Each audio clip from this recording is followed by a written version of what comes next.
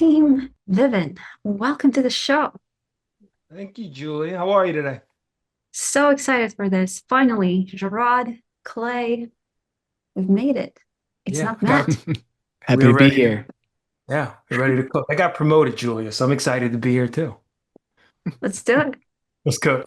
All right, Clay's going to share screens. I'm going to get some pretext, and then Clay's going to dive right into a demo because I noticed y'all came to see. So, screens up, it allows us to set context. You guys have probably seen a numbers play like this before, but what you're seeing here is that we know sales reps spend about 70% of their time on non-selling tasks. That's emails, CRM updates, meetings. That's from our friends at Salesforce. Now, here's the rub. When they actually are selling, only about 60% of those deals end in no decision. That's not losing to the competition. That's losing to status quo. We fail to drive urgency. We fail to connect with buyers on what they need and why they need it. And it all kind of results in that last number we don't want, which is that we're seeing only 41% of reps hit quota last year. That's from our friends at RepView, but it's there. Only half of our teams are performing, over half are underperforming. It's no mystery why. It seems that they're bogged down, flying blind, and stretched really thin. So if you go to the next slide to see what we did about it, we recognize that Vivun's roots have been in sales engineering. And if you know sales engineers, you know they typically get involved in the middle of the cycle. So they get involved in everything from the post first kind of meeting, the first discovery meeting, all the way to close one and an increasing role in the adoption and deployment on the post sale side. So we know a thing or two about the middle. And what we found is that reps are spending a lot of time on these kinds of deliverables you see on the slide. These are the things that are difficult to produce at scale, particularly when they're using 10, 12, 15 different rev tech tools. This is messy. This is labor intensive. What we found is that this is inconsistent across the board. Not every rep or every team does these things the exact same way. And so while reps are spending time pulling things together, chasing follow-ups, manually writing these proposals, it's slow, it's error prone, and it's super repetitive. Shouldn't AI solve for all this? Well, we think so. So if you go to the next slide, this is from our friends at Winning by Design. This is the bow tie model.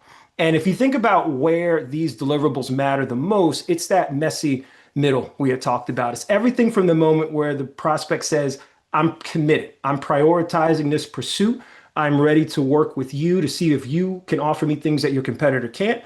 And it extends well beyond the deal being signed initially into onboarding, deployment, renewal, and expansion. We know that if we can get these deliverables right in the messy middle, it accelerates the entire sales cycle. That means shorter sales cycles. That means better productivity from the reps. It means happier customers and better deployments. So that's why we launched Ava. And Ava is the next slide. That's our AI sales agent. Now, this is giving teams as much as 20 hours per opportunity back by doing some of that dirty work of B2B sales that we had talked about so that your reps can win larger deals faster. Now, here's what's really key because I want to show you better than I can tell you, but I think it's important to set this pretext. Ava is not a chatbot, right? Instead of just prompting a chatbot or doing a lot of things you've talked about throughout the day, on the left side, you are seeing what truly makes an expert. So we, Vivun, have had the luxury of working with some of the best B2B sales teams on the planet for the last 5 years. We've extracted their expertise on what the best sellers do. So it's the time they spend, it's the certification, it's the training, it's the networking, it's everything they've learned to be an expert is what we've codified as far as Ava's brain is concerned. And that would be cool if we stopped there, but we didn't. We also knew that she needs to understand your products, your processes, your people, and your platforms. And so we take context from those things and we make the second part of what makes Ava great. And because Ava has an expert sales mindset and knowledge of your people, process, and platforms, she can proactively create these accelerators. These are the deliverables that we had talked about that are always AI generated, that are proactively delivered and contextually aware. So again, Clay can show you better than I can tell you. So I'm going to pass the mic to him to do just that. Thanks, Gerard. Yeah, and just to set the stage before we log in, I'm actually going to assume a new role today, like Gerard. I got promoted as well from my typical SE duties. I'm going to take the role of a commercial AE, where I'm working in a high volume segment, managing 40 plus deals. I don't have a dedicated SE, And you can imagine how messy that middle really is when it comes to managing my time and delivering a quality buying experience. Well, with Ava at my side at every engagement 24/7, that is no longer a challenge because Ava is now able to sit in, listen, and proactively do all of the work for me. And so now, in order to show you how Ava is able to do that work for me, let's go ahead and log in. And so, right off the bat, how Ava makes all this possible, like Gerard just stated, is that she naturally just fits in to all of the tools that we're already using. So when logging in, I'm actually authenticating with Salesforce so that it brings in all of my owned accounts and opportunities and breaks them out into deal spaces where I can collaborate with Ava and pull in all of that rich context from Salesforce CRM related to the opportunities, the accounts, and the contacts. And CRM is a great source of data, but we know that there's a lot of things that fall through the cracks and never make it in there. So in order to provide that 360-degree coverage, Ava's also plugging into all of the tools that we use to engage with our buyers and prospects and customers, like calendar, email, call recording like Gong, because all of those tools contain a wealth of information, insights, and deal context that's going to be key for us in order to bring into Ava and combine with her brain to really help us drive the deal forward without needing to pull in that dedicated technical resource because Ava is always on. And when powering that brain, what that looks like is when you bring Ava into your organization, you onboard her just like you would a new sales hire. You give her all of the ramp documents, you give her a documentation on your products, processes, competitors, a wealth of information that Ava will naturally ingest, store within that brain, and everyone else in the field gets to take advantage of that knowledge and really allows all those interactions and those accelerators to be grounded in your stuff and really formatted in the way that a top performing seller would create these things. And so now that Ava's been trained, you've seen how I'm able to plug into all these data sources. I now want to jump in to an example deal space of an opportunity that we recently closed one, and now we've got them implemented and live as a customer. So I'm jumping within the SkyCrate deal space, and you can see just at a glance the wealth of context that's within here. All of my upcoming meetings from the calendar, plus all of my past conversations over years and years of context that would just simply never work within a general LLM project due to maxing out that context window. So when you think about it from initial acquisition all the way into renewal and expansion, you're going to have that continuity, and none of these insights are ever going to be lost. And for myself as a seller, what I really like about being able to jump into these calendar briefs or any of those call recording summaries is that with Gong, they do a really great job of summarizing the transcript itself, breaking out the key insights, questions, and things like that. But Gong has no knowledge of our products, our processes, doesn't know where the bodies are hidden that could cause the deal to blow up.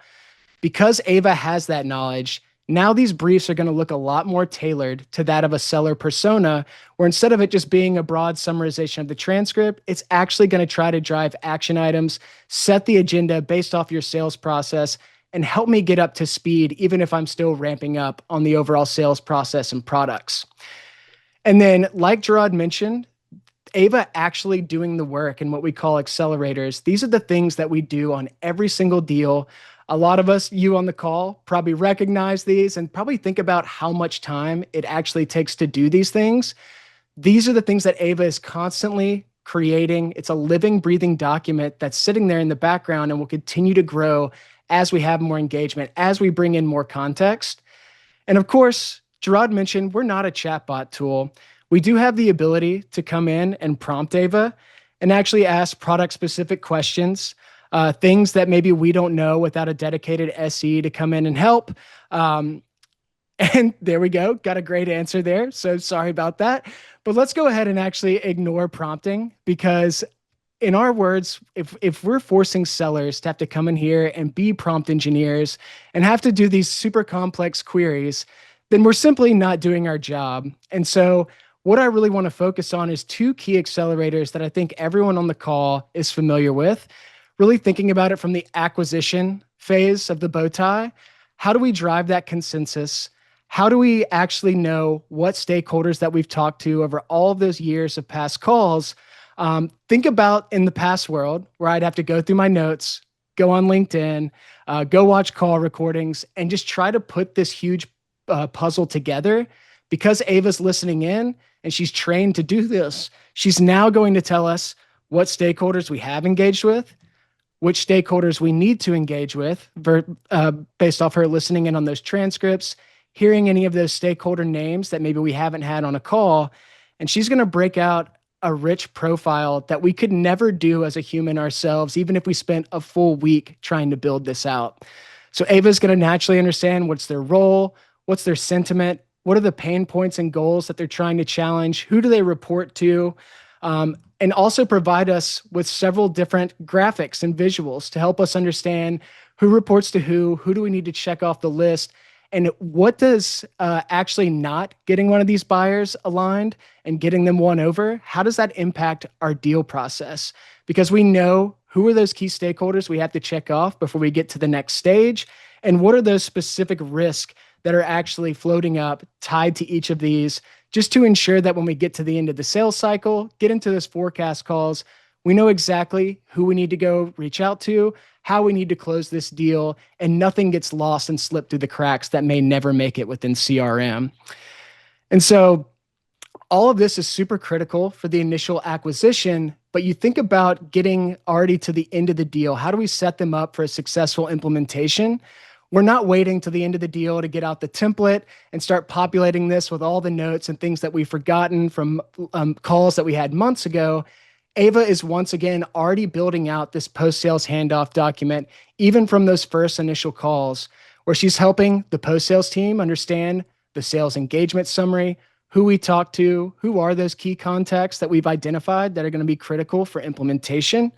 She's also going to understand what is the implementation timeline and plan. We've actually trained her on how we go live. She's listening in on the transcripts and giving us something that we can present back to the client live on a call, helping them understand here's the process, here's the key milestones, as well as the key challenges that came up on the initial sales call that often never makes it into those deal handoff templates. So now we're able to see, hey, what are the challenges and goals they're trying to solve with our product? What are the use cases that are top of mind that we need to roll it out in a phased approach? And then what are the actual gaps and feature requests that came up related to any of our product offerings? And is this a deal breaker or is this just a nice to have? These are the things that constantly cause go lives to blow up. It causes churn. And it's just so hard to capture this because we don't have Ava sitting there listening in and reading on every single engagement. So all of this helps us set them up for additional renewal and expansion. All of this context will remain within this space as we continue to drive more opportunities. And this is what allows us to just really transform our selling motion, where I can now give white glove service to all of my deals, just like I would if I was an enterprise or a strat rep. Ava's doing all of the manual work for me. I've got more time to now get in front of customers. I'm able to ramp up. I'm able to jump to that next level for my career. And this allows everyone else on my team to have the same consistent messaging, as well as just the same overall process instilled so that we're all on the same page. So after using Ava for just a couple of weeks, I honestly can't imagine to going back to the old way of doing things. And this is really just getting started, where we expect these accelerators to continue to grow, where we're going to introduce new ones, as well as more integrations to figure out how we can pull in even more context to give you and the team better insights. And so this was just a very quick preview. I could obviously keep going. I do want to remain conscious of time, as I know we've got about 2 minutes left, but did want to pause here if there were any questions, and then I'll hand it back over to you, Gerard. This is amazing. Let's address a couple of questions from the audience. One of them is, how do you ensure sales engineers actually using the platform versus defaulting to Slack and spreadsheets? That's a good one for Clay. How do you, so can you repeat that one more time? I missed the last piece. Yeah, Yeah, how do you actually ensure adoption? How do you ensure adoption? I think it's just the fact that it's really no huge change management. It's already all the tools that I'm using today. Ava's trained on all of the processes that myself and my selling team already does. So it's very little about me having to be a great prompt engineer or have to really change the way that I work. It's simply just done by plugging it in, doing my job as a rep, and getting the calls on the calendar. And Ava really just does the rest in the background. Yeah. It also assumes that Ava's not the Q&A, so you don't go to Slack and ask a question and wait for an answer. Slack's not going to proactively generate any of the materials Clay walked through, and so I think once sales reps see that I have the deliverables and materials I need without asking, I don't think they ever go back to Slack again. But happy to engage and follow up if there's a deeper question behind the adoption to address. Thanks, Gerard and Clay. The next question is more about differentiation. So, what differentiates Vivun from other AI sales solutions? Yeah, great question. I'd say there's three at the big level. We talked about agent intelligence as our framework to create the agent. That starts with the brain, right? It is modeled after the expertise of some of the best sellers on the planet that we've been working with for the last 5 years. Every opportunity, every record, every lead, every persona. So it's the brain and the expertise, this one component. The other component I'd say is the context. How do we bring all that context together to make it make sense so that expert has a context to work through? And I'd say the third is the notion of, again, proactive work products. You don't see other agents proactively generating the materials we just showed you. A lot of times, if you prompt enough and you prompt the right way, you might get something close.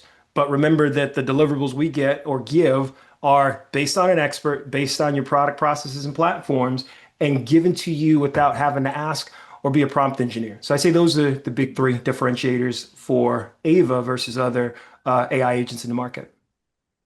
Super helpful. And does Vivun help with resource allocation across regions or product lines? Clay, it's a question on resource allocation across regions and product lines. Can you Yep. help me? Yeah, I mean, we don't have necessarily like a resource allocation workflow in Ava, but the goal is that with those resources, you should be able to now make that less of an issue because you're saving them so much time, allowing them to do more with less to where they can actually take on that high volume with the actual resource assignments being less of a concern because you've got an always on dedicated support resource there at your fingertips at any given moment. So that's where we see kind of the breakthrough there is that instead of worrying about how to, necessarily play calendars, make sure the right people are in the right place, we're allowing a lot more of the reps to be able to handle a lot more of the burden on their own because they've got Ava sitting there at their side without having to necessarily wait for that resource to come in to answer a question or support them with like a demo or something else on the call. So that's the way that I would frame it as how as Ava helps with that challenge. Awesome. And let's address one last one. What's the Yeah. typical time to value once a team rolls it out? Ooh, it's not a market and sales line for me to say immediately, but it really is immediate. I mean, honestly, like Yeah. you saw Clay walk through what it means to train Ava. And again, if you have a process to onboard, if you don't have a process to onboard, what do you want Ava to know that she can't already figure out from your website that she can't figure out through Q&A? And the minute you start to ingest that context, you get value and output. So I don't want it to sound like a cheesy market and sales line to say immediate, but we have not been proven wrong on that immediate time to value so far. Agreed. Thank you, Gerard and Clay. What is the best next step? I would strongly recommend anyone who wants to learn more about Ava to go to vivun.com /resources. You'll get a few things. We put together a sales guide for agentic AI, what it is, what it isn't. We put together an ebook that walks through all the accelerators that are in the platform. And then for anyone who's curious on that scary agent intelligence graphic I showed, there's a technical white paper to break it down. If you don't want to read any of this, just request a meeting and a demo, and we'll be happy to show it to you with the context you probably need. And that wraps up day one of the Agentic AI Summit. Thank you so much for everyone who's watching. Thank you for the incredible speakers, sponsors, panelists, demo leaders, and we are back tomorrow at 8:30 a.m. Pacific. And yeah, by the way, you can book a one-on-one session with almost all of our speakers. We are building the stock market of skills here. So lots of exciting news from HSC as well. And see you tomorrow.